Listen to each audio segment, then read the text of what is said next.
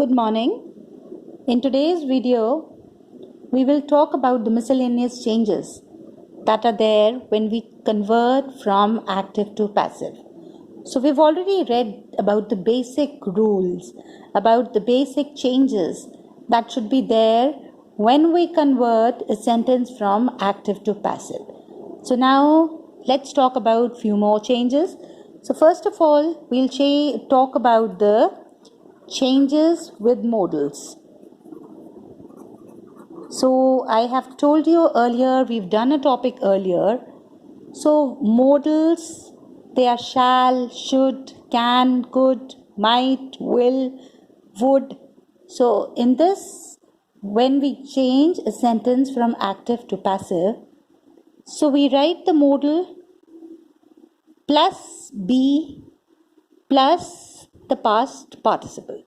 So let's take for example, so it is like we write the modal first, then it is followed by be and the past participle. So let's write a sentence in active. He may climb the hill. So this is a sentence that is in active. And when we change it into passive, then the object becomes the subject and the subject becomes the object and we use the third form. But when we are using modals, so here the modal that we are using is may. So this modal will be followed by be and the third form. So the sentence in passive will be the hill may be climbed. Climb will change into climbed. Climbed by. He will change into him. So now we will talk about the changes that are there when a preposition is used. So prepositions that are used with the verb in the active voice are retained in the passive voice. So I'll tell you an example for that also. So let's take an example for this. The students are looking at the blackboard. So in this, we are using the preposition at with the verb. So now when we change it into passive, so this verb, the preposition that we are using with the verb, it will be retained in the passive voice. So then this will become, now what is the subject for passive? It will be the blackboard. So we will write the blackboard. I told you the rules that are to be followed when for the different tenses. So we are going to just remember that table and we are just going to recall what the rules have been taught there. So it will be the blackboard is being looked at by the students. By the students. So now let's see what are the change in the interrogative sentences when we change them from active to passive. So in the passive voice, the question will remain a question only, but the auxiliary verb, it precedes the subject and the sentence always ends with a question mark. The rest of the changes that we have learned so far, they just remain the same. And also in the sentences that are beginning with the question words like where, what, why. So the question words, they are used in the beginning. They are retained. Only the question word who is changed to by whom. So let's take the example for that. like in active, we can write, who teaches you English? Teaches you English. So when we change this into passive, who will change to by whom? It is only when who is used, then we used by whom.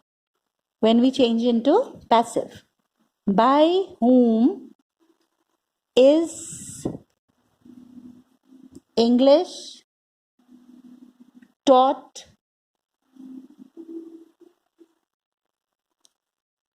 to you?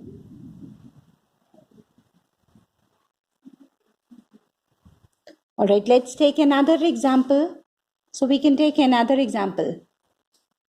Have you broken the window pane? So when we change into passive, then it will begin with a questioning word only, and we will write, has the window pane been broken by you? And we'll put a question mark. Now we will talk about the changes that are there in imperative sentences when we change them from active to passive. So if the imperative voice has an object, then the object turns into the subject in the passive voice, and it is preceded by let, and it is followed by be plus the past participle. And if there is no object, then the verb changes according to the imperative mode. So if it's a request, it changes accordingly. If it is a command, if it is an advice, if it is order, so it changes according to the imperative mode. So now let's take an example. So like in active, we write post the letter. So in this sentence, what we will write is, like when we change it into passive, so we will use the word let, and it will be followed by be plus the past participle. So we will write, let the letter be posted. So the other changes that are there is, like when the subject is understood, or like it is understood, or sometimes it is not known. So then in that case also, when we change, like I'll give you an example for this. So let the other changes, we are talking about the other changes that should be there when we change from active to passive. So when the subject is understood or it is not known. So let's take the sentence active, like people trust honest men. So when we change this into passive, so it will be honest man, honest men. It becomes the subject. So it will be honest men are trusted. So we did not write by the people. If we write it also like this, then it will be correct.